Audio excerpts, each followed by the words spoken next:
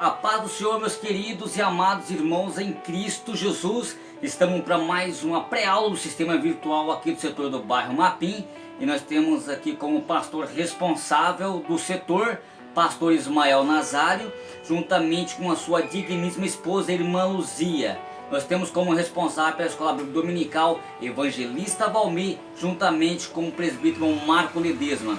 Eu sou o professor Claudine Santos, estarei discorrendo com vocês o tema tão importante que é: a nossa luta não é contra carne e sangue.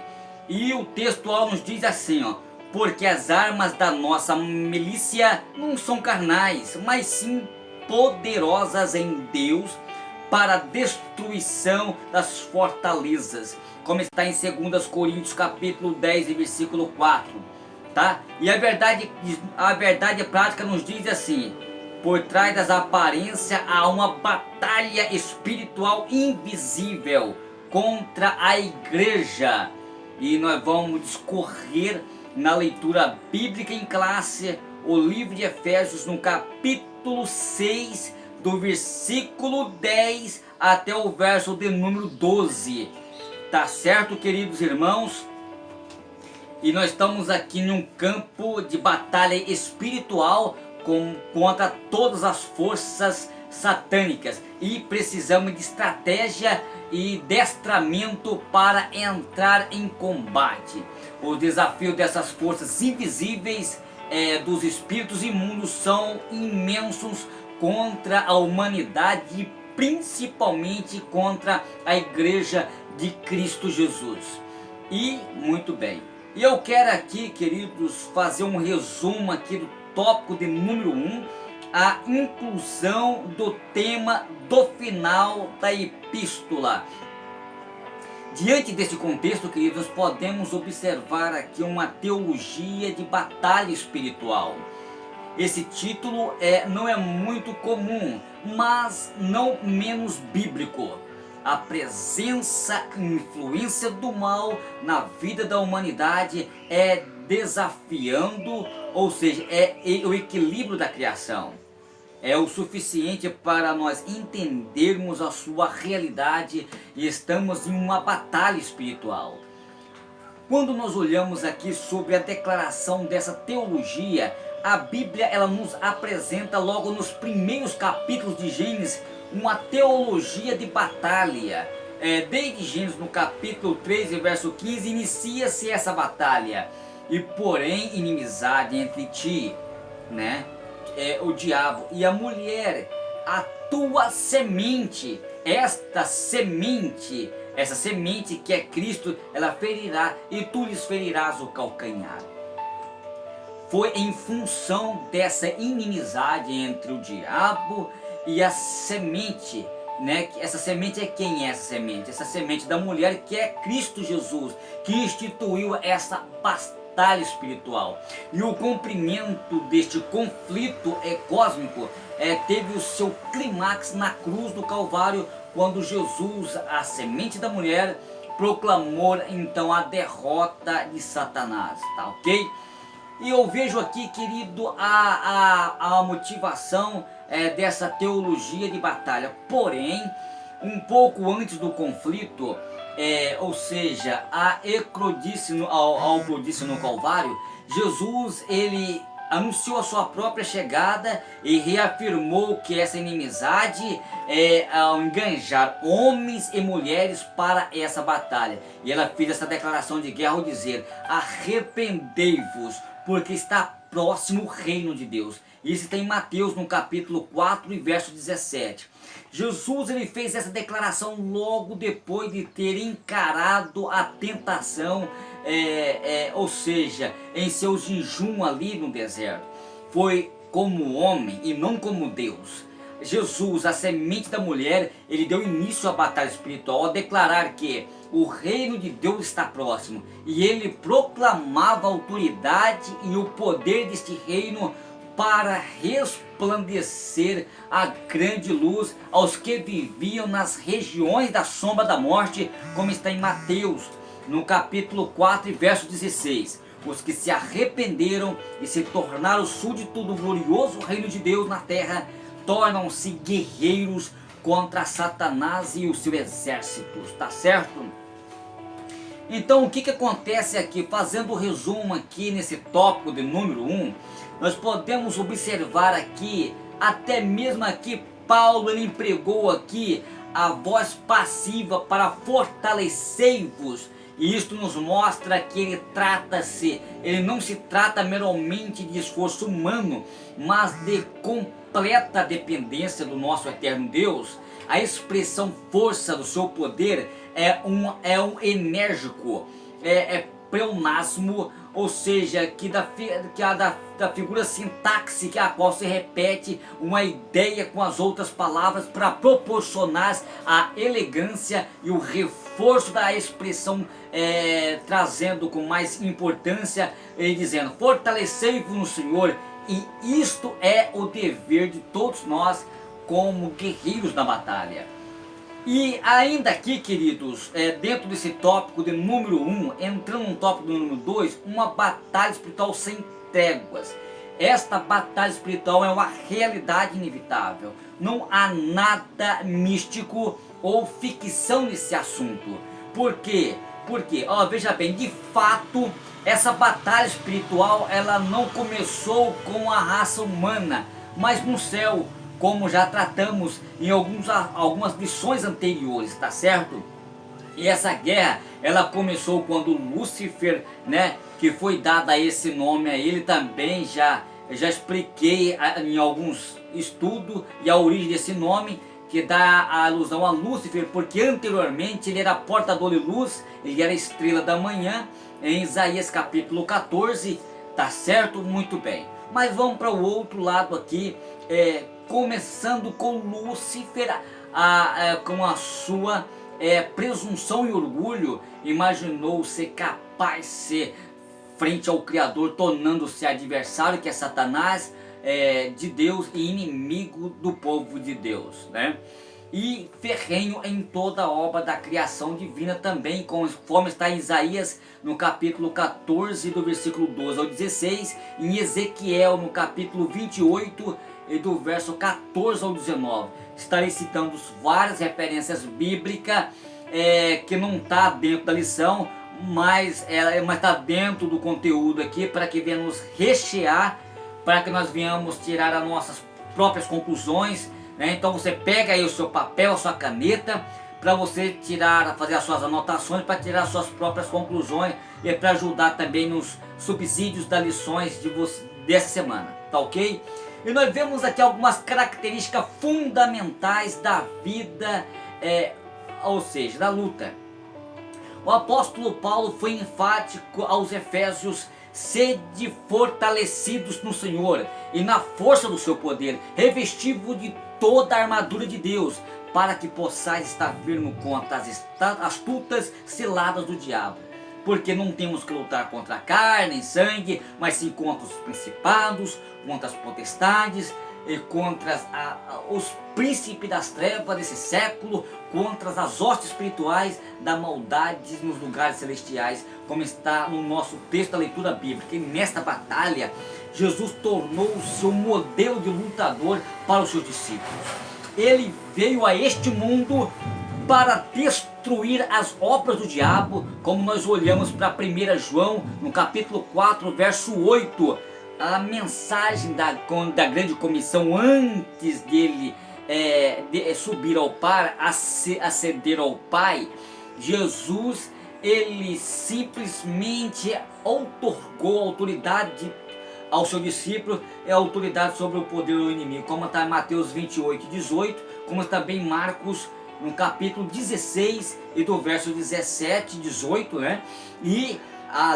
Ou seja, Deus nos entorgou, nos deu autoridade, nos delegou autoridade para os discípulos, mas o Espírito Santo nos encoraja, ele enviou o Espírito Santo para estar conosco, para nos fortalecer nesta batalha.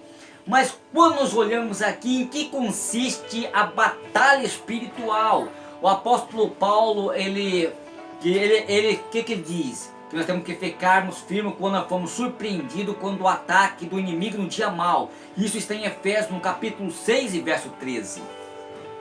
E isso nos dá a ideia de que nem todo dia é mal, né? No sentido em que todo dia somos atacados de maneira frontal pelo inimigo. Mas devemos estar prontos, dispostos a resistir quando esse dia mal vier. Porque certamente a vitória é garantida aos fortalecidos na força do Senhor. Ou seja, é nesse espírito de prontidão que nós temos que buscar a força em Deus, na única fonte que é capaz de prover nos capacidade e resistência moral e espiritual, né? E nós vemos aqui também que diz que realmente nós temos que estar preparados contra os poderes das forças das trevas que atuam. E logo nós vamos comentar aqui da potestade sobre tronos, que é exatamente aqui já no tópico de número 3 aqui, tá ok? Muito bem, é exatamente que no tópico 3 aqui nós vamos comentar aqui carne, sangue, principado, potestade, dominadores. Mas aqui no tópico número 2, já fazendo um resumo aqui, queridos, porque o assunto ele é aguçado, né? Mas eu quero resumir aqui o tópico de número 2, que pegando aqui, entrando aqui para o tópico número 2, ou seja, o emprego da figura de linguagem. Figuras são recursos linguísticos que merecem a atenção especial pela sua beleza e pelo seu papel da hermenêutica, né? Que é anáforas, que é a figura de linguagem que consiste em repetições da mesma palavra no começo das frases sucessivas com o propósito de enfatizar a afirmação. E aqui encontramos, porque não temos que lutar contra a carne nem sangue, mas sim contra os principados, contra as potestades, contra os príncipes das trevas deste século. Então a Bíblia ela usa as figuras de linguagem para exatamente nós entendermos na nossa língua, né? Até porque a Bíblia foi escrita em linguagem humana e não na linguagem de anjos. E olhamos aqui, queridos, já para o tópico de número 3, contra os poderes das trevas, né? Ou seja, que podemos observar aqui diante da carne e sangue. Carne e sangue, Deus diz, diz em Efésios: revestivos de toda a armadura de Deus, para que possais estar firme contra as astutas ciladas do diabo, porque não temos que lutar nem contra sangue, mas contra os principados nos lugares celestiais, tá? Ao olharmos para as bancas de revista ao todo mundo, dos principais jornais locais, estão estampados nas capas guerras no Oriente Médio, guerras em Israel, guerras no Irã, guerra aqui, guerra ali e acolá, né? Tantos conflitos, tantas lutas, e surge a pergunta: quem é o culpado por tudo isto? Quem deu a causa? A mídia tem a sua maneira de expor os seus fatos e muitos fazem dessa exposição verdade sem julgar os méritos. E ficamos preso o que pode acontecer. Muito aqui tem familiares que servem exércitos e sabe que qualquer momento pode ser convocado e enviado para o campo de batalha, se isso surgir a Quarta Guerra Mundial. São tantas as opiniões a favor da guerra, uns a favor e outros contra. Mas qual é a opinião de Deus a respeito disso? Diante do texto apresentado em Efésios, vejo que nosso Deus nos alistou para a guerra. Não ou seja, não é esta motivações pelos interesses político, financeiro ou até mesmo religioso, mas para a verdadeira guerra, aquela que é travada contra o nosso verdadeiro arqui-inimigo, que é o diabo. Tantos conflitos e tantas perguntas, faz a suja pergunta: quem é culpado por tudo isso? A mídia tem a sua maneira de mostrar muitas coisas em exposições e mostra muitas coisas sem julgar os méritos. E nós vemos aqui então o que pode ter acontecido. Muitos aqui têm familiares que servem no exército e sabem que qualquer momento pode ser convocados e enviados para o campo de batalha. se surgir, certo, a Quarta Guerra Mundial. São tantas as opiniões a favor da guerra, uns a favor e outros contra, mas qual é a opinião de Deus a respeito disso? Diante do texto apresentado em Efésios, vemos que o nosso Deus, ele nos alistou para a guerra. Não é essa motivada por interesses políticos, financeiros ou até mesmo religioso, mas para a verdade, para a verdadeira guerra, aquela que é travada contra o nosso verdadeiro arqui-inimigo, que é o diabo, tá? E da mesma forma também, queridos irmãos, que uma guerra a mesma coisa que os seus adversários usa para encurralar os seus inimigos, o diabo tem usado também para nos acusar contra nós, para usar ferramenta para nos tentar destruir as pessoas que estão à nossa volta. Muitos empregados têm os seus inimigos como seus patrões, dizendo que um dia eles vão me pagar pelas misérias que eles me pagam agora, né? Muitas esposas têm os seus maridos que não são cristãos, né? Que chegam bêbados em casa, ou vice-versa, não é verdade? Quebrando tudo e logo entra em discussão porque não consegue tolerar o fraco, né? E aí fere com ele, quer tentar fazer justiça com as próprias mãos. E aí você pode dizer, mas espera aí, Claudines, não é por menos chegar bêbado, quebrando tudo, né? Ninguém tem sangue de barata, né? Ou seja, que é sangue frio, mas todavia por trás disso tem uma força maligna, né? O seu esposo ou a sua esposa não é o seu inimigo. Por trás disso uma força espiritual para nos tirarmos da presença de Deus e fazer com que nós venhamos fazer justiça com as nossas próprias mãos, tá certo? E temos que vigiar, né? Já indo aqui para terminar aqui continuar aqui sobre principados, potestade, dominador deste mundo e tenebroso. Quero aqui fazer um resumo aqui do tópico de número 3, comentando aqui sobre hierarquia diabólica. O interessante é que quando nós olhamos aqui sobre principados, no grego é arché, né? Arché, que significa espírito governantes, magistrados, poderes, começo, sendo que o começo aqui nesse caso aqui se refere-se ao tempo e à ordem. Principados são espíritos demoníacos poderosos da mais alta hierarquia, primeiro escalão, recebendo ordens diretamente de Satanás, ou dominando e operando nos lugares celestiais. São chamados de príncipes, como está em Daniel, no capítulo 10 e verso 13 até o verso 20. Mas quando eu falei aqui sobre principados, agora quando nós olhamos aqui sobre potestades, no grego é exousia. A palavra potestade no grego é exousia e significa autoridade que permitem ou impedem, ou dada um poder delegado. As potestades têm um poder executivo, sabendo que a autoridade e o poder delegado pelos principados.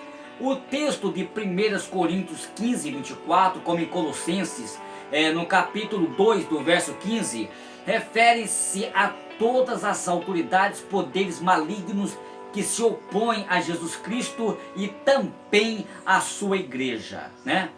Mas príncipes do mundo das trevas, no grego é cosmocrator. A palavra grega cronocrator, que significa governadores mundiais. Ou seja, os senhores do mundo vêm do cosmo, isso é, mundo, que é krator. Isto é, governados, esses são responsáveis pela luta contra a verdadeira luz que leva o povo às trevas, cegando-lhe os olhos, enviando-lhes as almas às trevas, né?